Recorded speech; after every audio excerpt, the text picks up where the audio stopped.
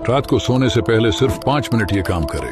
आपका कोई भी विचार आपका सबकॉन्शियस माइंड एक्सेप्ट कर लेगा। लेकिन सवाल ये है कि रात को सोने से पहले ही क्यों?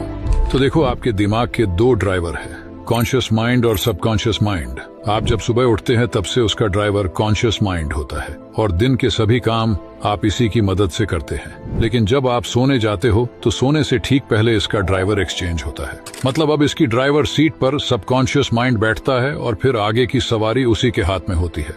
और जब वो ड्राइवर सीट पर हो तब आप उसे कहीं पर भी ले जाने का आदेश दे सकते हो।